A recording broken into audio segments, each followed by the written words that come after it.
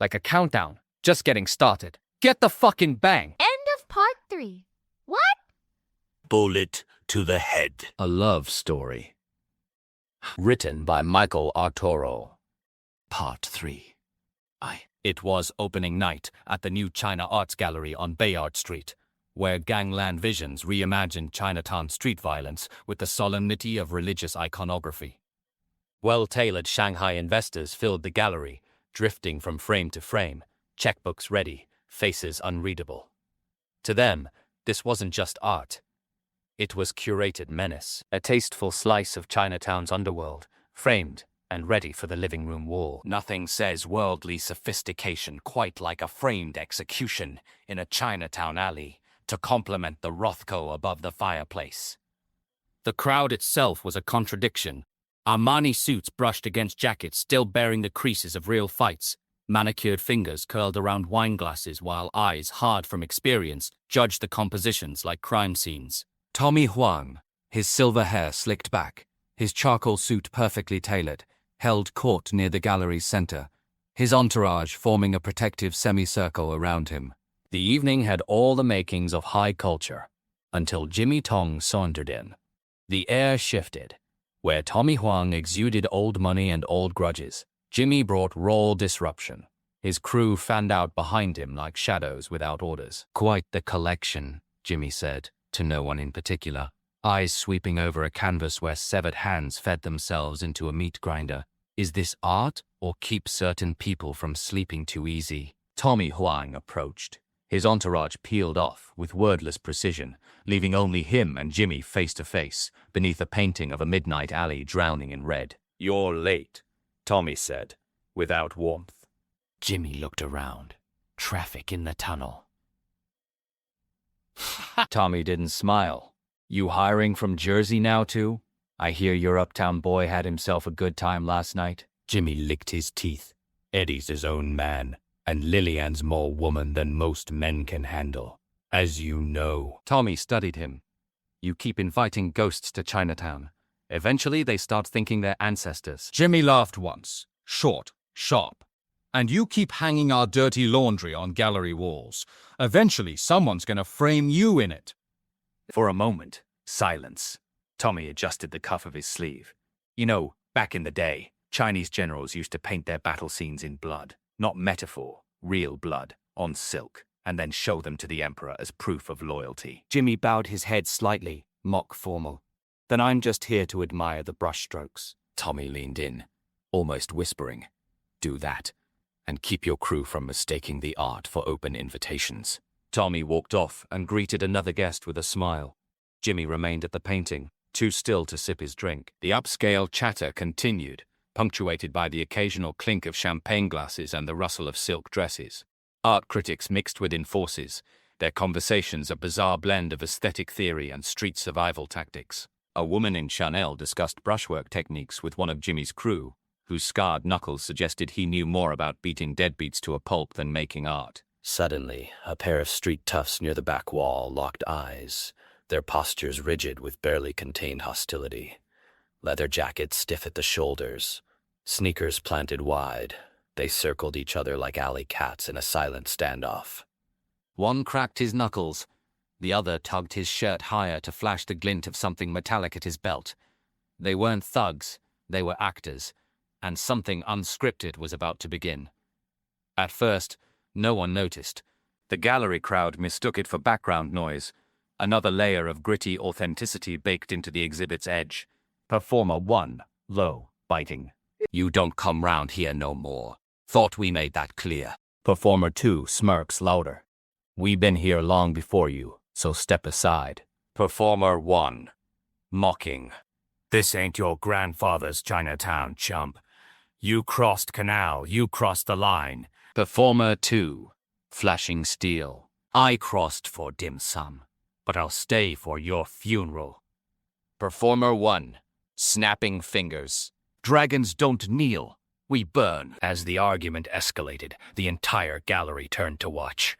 Pushing became shoving, shoving became throwing punches, and suddenly, steel flashed in the gallery lights. Knives appeared as if conjured from the air, switchblades and butterfly knives twirling in practiced hands. The crowd recoiled, pressing back against the walls. Gasps rippled through the room. A few guests fumbled for their phones, dialing emergency numbers with trembling fingers.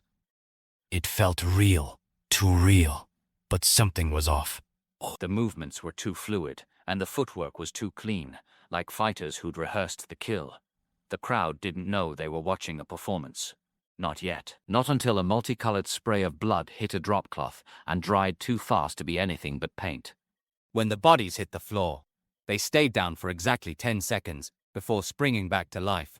They took elaborate bows as the stunned audience slowly came to realize what they were watching. The applause was tentative at first, then thunderous, as the wealthy patrons had been treated to something truly unique. Violence as aesthetic experience, brutality as entertainment. Tommy Holmes stepped onto the small stage at the front of the gallery, his smile sharp enough to cut glass. The crowd fell silent, all eyes turning toward their host. "Ladies and gentlemen," he began, his accented English heard throughout the space. "Welcome to New China Arts, where we celebrate the beautiful complexity of our heritage." Tommy gestured toward the paintings surrounding them. Chinese art has always possessed a delicate touch. Yes, a reverence for the human soul that Western artists struggle to capture. He paused, letting his words settle over the crowd like incense smoke. But we would be fools to ignore the violence that has shaped our community, that continues to shape it today. The blood spilled on these very streets is as much a part of our tradition as calligraphy or jade carving. Tonight we honor that truth. The crowd murmured its approval, fanning themselves with exhibition programs, unsure whether they were attending a cultural event or a confession. "And now," Tommy continued, his voice dropping to a theatrical whisper, "we come to the evening's main event, a series of works by an anonymous artist, depicting an incident that changed my life forever." At that moment, the gallery doors opened, and two figures stepped inside. Lilian Wong, in an elegant black dress, and Eddie Cardone beside her. The effect on the crowd was immediate. Conversations died mid-sentence. Every eye in the gallery turned toward the entrance, and the tension that had been simmering all evening suddenly threatened to boil over. Lilian was always stunning, but now her beauty carried the weight of tragedy. The bullet lodged in her skull had left no visible scar, but something in her eyes spoke of pain that went deeper than flesh and bone. She held her head high as she surveyed the room, meeting the stares with a quiet dignity that made some observers look away. Eddie remained close to her side, his protective and ominous presence. Tommy's smile never wavered, but his knuckles went white as he gripped the microphone. "Ah, and here is our guest of honor," he announced, his voice carrying across the suddenly silent gallery. "Ladies and gentlemen, please welcome Lilian Wong, who miraculously recovered from injuries sustained during the incident we are about to commemorate." The applause was polite, but strained, like the sound of breaking glass wrapped in velvet. Lilian nodded acknowledgement but said nothing, her silence more powerful than any speech could have been. "The paintings you are about to see," Tommy continued, "are a depiction of that terrible night 1 year ago." He gestured toward a series of covered canvases, arranged along the far wall. Gallery assistants moved forward, their hands poised on the protective cloths. "These works show us truth in its rawest form. The moment when a bullet intended for me instead found its target in the woman I loved, leaving her forever changed, forever marked." The clothes fell away simultaneously, revealing 6 large paintings that seemed to pulse with their malevolent energy. The anonymous artist had painted the assassination attempt with photographic precision and nightmarish intensity. Each canvas captured a different moment of that terrible night: the muzzle flash, the bullet's trajectory, Lilian's face contorting in pain, Tommy's expression of shock and rage. But it was the final painting that drew every eye and held every breath. The assassin, partially hidden in shadow but clearly visible, bore an unmistakable resemblance to Eddie Cardone. The artist had captured something in the killer's stance, in the set of his shoulders and the way he held the gun, that made the identification inescapable. The gallery fell into a silence so complete that the distant sounds of Chinatown traffic seemed to echo like thunder. Eddie's face remained impassive, though his eyes shifted towards Liliane. Liliane closed her eyes, as if the paintings had transported her back to that moment when her world exploded in pain and confusion. Tommy stepped down from the stage, his eyes never leaving Eddie's face. "Art has a way of revealing truth, doesn't it?" he said softly, his words clearly in the absolute quiet. The crowd clapped nervously, formally. Liliane didn't smile. Tommy met Liliane's eyes. He moved toward Eddie. "I'm Tommy Huang," he said, extending a hand. Eddie Cardone. Tommy's eyes didn't blink. Interesting likeness, don't you think? "It's not me," Eddie snapped. "I wasn't there." Jimmy Tom's eyes moved to Eddie, then to Liliane. "You see it too, don't you?" "I see what someone wants me to see," Liliane said. Her voice had dropped into a register colder than the fog outside. "Liliane," Eddie said carefully, "this is a setup. I wasn't there. I didn't even know you then." Tommy Huang's smirk held. "But you're here now, and the past has a way of recognizing its own." "I'll bid $1 million for this painting," shouted one investor from Shanghai, breaking the silence. Applause. Tommy's eyes glittered. "Looks like I'm about to become rich," he said smoothly. $2 million, came another voice. $2,000,005, a third added, fanning himself with his catalogue. Ladies and gentlemen, I thank you for your bids, but I have an announcement to make. We have a facsimile of the actual would-be assassin among us, Mr. Eddie Cardone. Surely someone must be willing to big up this stunning work of art. "I'll bid $4 million, shouted the wealthiest man in the room. Liliane turned slowly toward the painting. Something in her face twisted. "I painted these," she said, so quietly even the microphones didn't catch it at first. Tommy's expression cracked just slightly. Jimmy narrowed his eyes. "You what?" Liliane kept staring at the canvas. "During rehab. I don't remember doing it. But that brushstroke, that's mine." Whispers rippled through the crowd. Someone asked if this was part of the act. A collector whispered the words. One of a kind. Phones were out. Offers were being made before the smoke had even cleared. Jimmy leaned in to Eddie. "If you're smart, get your ass out of Chinatown tonight and never look back." Tommy moved like he was floating. "Even if you're not the man in the painting, you are now," he said to Eddie. "And that makes you a symbol, and symbols are dangerous." Liliane finally looked at Eddie. Her eyes were unreadable.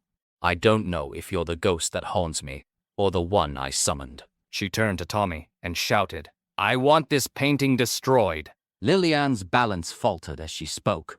The room spun. In her mind, a flash went off.